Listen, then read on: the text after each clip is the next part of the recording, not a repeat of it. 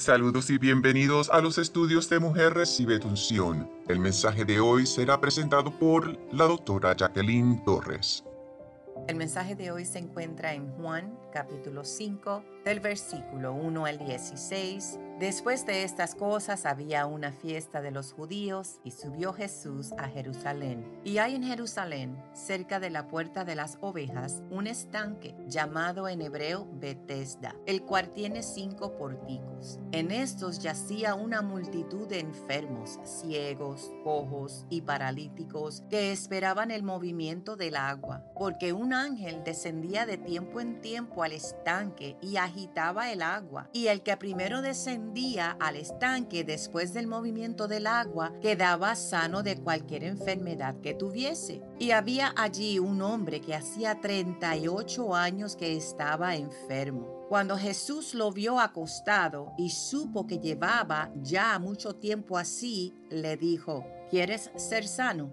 Le respondió el enfermo: Señor, no tengo quien me meta en el estanque cuando se agita el agua, y entre tanto que yo voy, otro desciende antes que yo. Jesús le dijo: levántate, toma tu lecho y anda. Y al instante aquel hombre fue sanado, y tomó su lecho y anduvo, y era día de reposo aquel día. Entonces los judíos dijeron a aquel que había sido sanado: es día de reposo, no te es lícito llevar tu lecho. Él les respondió: el que me sanó, él mismo me dijo: toma tu lecho y anda. Entonces le preguntaron: ¿quién es el que te dijo: toma tu lecho y anda? Y el que había sido sanado no sabía quién fuese, porque Jesús se había apartado de la gente que estaba en aquel lugar. Después le halló Jesús en el templo y le dijo: mira, has sido sanado, no peques más para que no te venga alguna cosa peor. El hombre se fue y dio aviso a los judíos que Jesús era el que le había sanado, y por esta causa los judíos perseguían a Jesús y procuraban matarle, porque hacía estas cosas en el día de reposo. Vamos a desglosar este capítulo. Hay una fiesta judía en Jerusalén, una piscina o estanque, un ángel, Jesús y una persona enferma. Es una escenografía perfecta para la liberación y un milagro de curación, pero no, porque ahí vienen los líderes religiosos y fariseos con su débil autoridad y dicen: dejemos de lado el bienestar de los enfermos y hablemos sobre el romper la ley en el sábado, día de reposo. Amigos, la realidad es que la religión mata, pero Jesús viene a dar vida más abundante para todos. Fijémonos en 2 de Corintios, capítulo 3, versículo 4 al 6. Dice: y tal confianza tenemos mediante Cristo para con Dios, no que seamos competentes por nosotros mismos para pensar más alto de nosotros mismos, sino que nuestra competencia proviene de Dios, el cual asimismo nos hizo ministros competentes de un nuevo pacto, no de la letra, sino del Espíritu, porque la letra mata, mas el Espíritu vivifica. La frase "la letra mata, pero el Espíritu da vida" es una cita bien conocida de la Biblia, específicamente en 2 de Corintios 3:6 que acabamos de leer. Se refiere a la idea de que aferrarse estrictamente a la ley escrita o la letra puede ser espiritualmente perjudicial. En contraste, el espíritu o la base del significado y la intención trae vida y comprensión espiritual. Les presento una explicación más detallada. En este contexto, la letra se refiere a la interpretación literal de las leyes y reglas religiosas, como los 10 mandamientos en el Antiguo Testamento. El espíritu se refiere al significado principal, propósito y poder de la ley, a menudo asociado con el Espíritu Santo en el Nuevo Testamento. Pablo en 2 de Corintios contrasta el antiguo pacto, enfocado en la ley, con el nuevo pacto, que está enfocado en el Espíritu Santo y la gracia. Él argumenta que mientras la ley puede exponer el pecado y conducir a un sentido de condenación, es el Espíritu Santo quien da vida y capacita a los creyentes para vivir en libertad y justicia. La frase se utiliza a menudo para destacar la importancia de comprender el espíritu de la ley en lugar de seguirla ciegamente. Destaca el papel del Espíritu Santo para guiar a los creyentes hacia una comprensión más profunda de la voluntad de Dios y capacitarlos para vivir de acuerdo con ella. El espíritu de la ley se refiere a la intención o propósito principal detrás de una ley, en oposición a la literalidad o letra de la ley. Se trata de comprender lo que los líderes de las reglas y leyes religiosas, en otras palabras, los legisladores, pretendían conseguir cuando crearon la ley y aplicarla de forma que se ajuste a ese objetivo general, aunque la redacción concreta pueda interpretarse de forma diferente. Me explico. Cuando dice letra de la ley, se refiere a la redacción precisa de una ley, tomada literalmente y sin ninguna interpretación más allá del texto explícito. Se centra en lo que está escrito y nada más. El espíritu de la ley se refiere al propósito, intención o principio implícito a la ley. Se trata de entender la razón por la que se creó la ley y aplicarla de manera que cumpla ese propósito, aunque ello signifique ir más allá de la redacción estricta. Les presento un ejemplo. Imaginemos una ley que prohíbe la entrada de vehículos en un parque. La letra de la ley podría interpretarse como cualquier vehículo motorizado. Sin embargo, el espíritu de la ley podría ser proteger la paz y la tranquilidad del parque y permitir el acceso peatonal. Por lo tanto, permitir la entrada al parque de una silla de ruedas, aunque técnicamente sea un vehículo, podría considerarse que respeta el espíritu de la ley, mientras que permitir la entrada de una motocicleta ruidosa podría considerarse que la infringe. Comprender el espíritu de la ley es importante porque permite flexibilidad y equidad. La ley puede aplicarse teniendo en cuenta el contexto específico y la intención de la situación, en lugar de seguir ciegamente el texto literal. Ayuda a evitar tecnicismos y consecuencias imprevistas. Al centrarse en la finalidad de la ley, puede aplicarse para evitar situaciones que los líderes religiosos probablemente hubieran querido evitar, aunque no se mencionen explícitamente. Promueve una aplicación más justa y equitativa de la ley. Garantiza que la ley se aplique de forma justa y razonable, en lugar de limitarse a ser un conjunto de reglas estrictas que pueden manipularse fácilmente. Juan 5:1-16 describe a Jesús sanando a un hombre discapacitado en la piscina o el estanque de Betesda en Jerusalén en el día de reposo. Los líderes religiosos judíos luego confrontan al hombre por cargar su camilla o su lecho en el día de reposo y luego confrontan a Jesús por realizar la sanación en el sábado conocido como día de reposo. Este evento lleva al comienzo de su persecución contra Jesús porque aparentemente violó la ley religiosa. Detalles clave del pasaje que leímos. El escenario. La historia tiene lugar en la piscina de Betesda, cerca de la Puerta de las Ovejas en Jerusalén, donde yacían muchas personas enfermas. Jesús se encuentra con un hombre que ha estado paralizado y discapacitado durante 38 años. Le ordena al hombre que se levante, recoja su camilla o su lecho y camine, y el hombre es sanado inmediatamente. Los líderes judíos objetan que el hombre cargue su camilla en el día de reposo, considerándolo un trabajo ilegal. El hombre inicialmente no sabe quién lo sanó, pero más tarde, ante los líderes judíos, identifica que fue Jesús. Los líderes judíos comienzan a perseguir a Jesús para matarlo por sanar en el día de reposo. Jesús encuentra más tarde al hombre y le da una advertencia diciéndole que deje de pecar o algo peor podría sucederle. Esa es toda la escenografía en la que se encuentra Jesús. Ahora vamos a analizar los versículos leídos. El versículo 2, la puerta de las ovejas,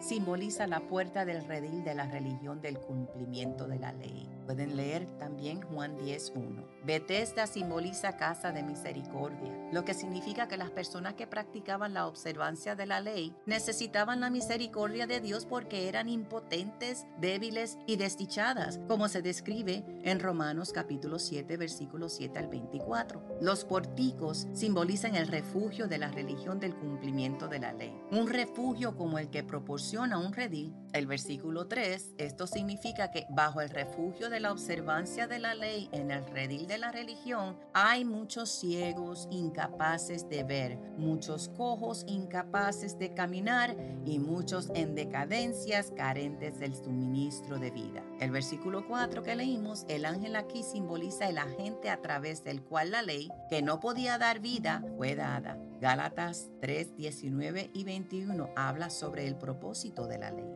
La agitación del agua para sanar a la gente simboliza el intento de perfeccionar a la gente mediante la práctica del cumplimiento de la ley. El versículo 5, en este hombre enfermo e impotente no había felicidad, ni siquiera en el día alegre de una fiesta judía que leímos. Y no había descanso, ni siquiera en el día de reposo. El versículo 6 significa que cuando el precio de guardar la ley en la religión judía se hizo imposible por la impotencia del hombre, véase Romanos 8:3, el Hijo de Dios vino a vivificar a los muertos. La ley no podía dar vida, Gálatas 3:21, pero el Hijo de Dios da vida a los muertos. Cuando aún éramos débiles, dice Romanos 5:6, Él vino a vivificarnos. El versículo 7, había un medio de curación en la religión del cumplimiento de la ley, pero no beneficiaba al hombre impotente, porque no tenía fuerzas para cumplir los requisitos de la ley. El cumplimiento de la ley en la religión depende del esfuerzo del hombre, del hacer del hombre y del autocultivo del hombre. Puesto que el hombre es impotente, el cumplimiento de la ley en la religión se vuelve ineficaz. La ciudad santa, el templo santo, la fiesta, el sábado, los ángeles, Moisés y las escrituras son todas cosas buenas de esta religión, pero no podían hacer nada por este hombre impotente. A los ojos del Señor Jesús era una persona muerta, necesitada no solo de curación, sino también de vivificación. Con la vivificación del Señor Jesús no hay ningún requisito de la ley religiosa. El hombre impotente oyó la voz de Jesús y fue vivificado. Según los versículos 24 y 25, esto es pasar de la muerte a la vida y vivir. Antes la pequeña camilla o el lecho cargaba al hombre impotente, pero ahora el hombre vivificado carga la pequeña camilla. La vivificación de la vida rompió el ritual de la religión. La religión fue ofendida por la vida y comenzó su oposición a la vida desde este punto. El sábado es para el hombre, Marcos 2:27, y debería ser un descanso para el hombre. El cumplimiento de la ley religiosa no trajo descanso a este hombre que había estado enfermo durante 38 años, sino que lo hizo la vivificación de la vida. Sin embargo, los religiosos solo se preocupaban por su ritual de guardar el sábado, no se preocupaban por el descanso del enfermo. En el versículo 14, esto indica que la anterior enfermedad del hombre se debía a su pecado. La obra de Dios en la creación estaba terminada. Lo encontramos en Génesis 2, 1 al 3. Pero el Padre y el Hijo seguían trabajando para la redención y la edificación, como vemos en el versículo 17. En el versículo 18, por un lado, los religiosos guardaban el sábado. Por otro, intentaban matar a Jesús. ¡Qué hipocresía! ¿Cómo podían encontrar descanso trabajando en persecución? Debido a sus creencias religiosas, pensaban que matar a los que no seguían sus rituales era servir a Dios. Juan 16:2. Este es Satanás envenenando a la gente con la religión, haciendo que asesinen, así como Satanás envenena a la gente con el pecado. En el versículo 24, la fuente de la muerte es el árbol del conocimiento y la fuente de la vida es el árbol de la vida, Génesis 2, 9 y 17. Por lo tanto, pasar de la muerte a la vida es cambiar de fuentes.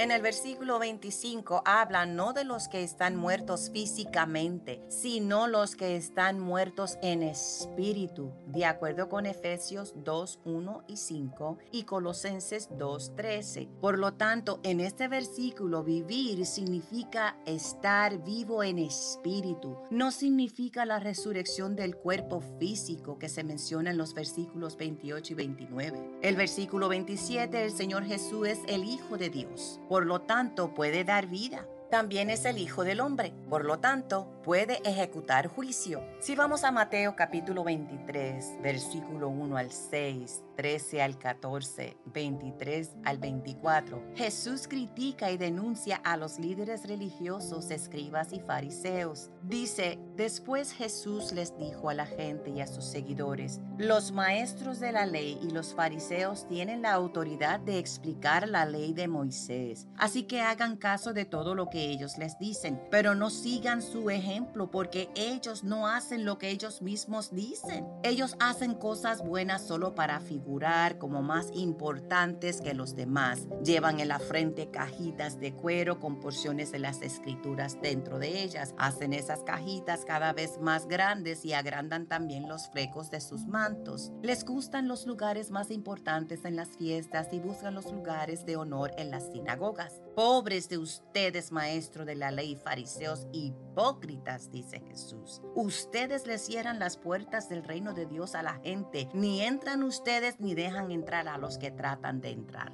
Y otra vez vuelve y dice, ay de ustedes, maestros de la ley, fariseos hipócritas. Ustedes dan a Dios la 10ª parte de todo lo que cosechan, incluso de la menta, del anís y del comino. Pero se olvidan de las enseñanzas más importantes de la ley, que es la justicia, la misericordia y la fidelidad a Dios. Eso es lo que deberían hacer sin dejar de hacer lo otro. Ustedes son guías ciegos, son como el que saca un mosquito de su bebida y luego se traga un camello. Los fariseos exaltaban la ley tal como le había sido dada a Moisés, mientras ignoraban su sustancia, que es Cristo. La ley tenía la intención de dirigir a los infractores de la ley hacia Jesús para la salvación. Sin embargo, los fariseos amaban la ley por el bien del legalismo y la usaban para exaltarse a sí mismos en lugar de la santidad de Dios. Debido a que habían dejado de predicar el evangelio que conducía a la salvación, es decir, la entrada en el reino de Dios, y habían matado a los verdaderos predicadores del evangelio, los profetas. Véase Mateo 23:37. Estaban cerrando la puerta al reino de los cielos. Donde quiera que se proclame el verdadero evangelio de Jesucristo, el reino de los cielos se abre de par en par para que entre todo el que confíe en Jesucristo para la salvación. Si se proclama un evangelio falso, la puerta del cielo se cierra a sus oyentes.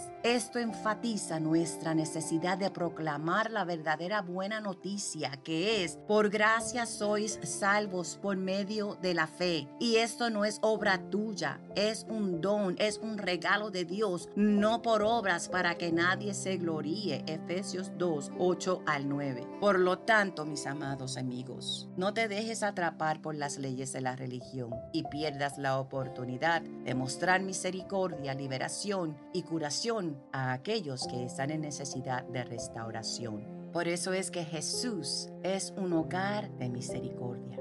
Ahora te pregunto yo a ti, ¿quieres ser sanado?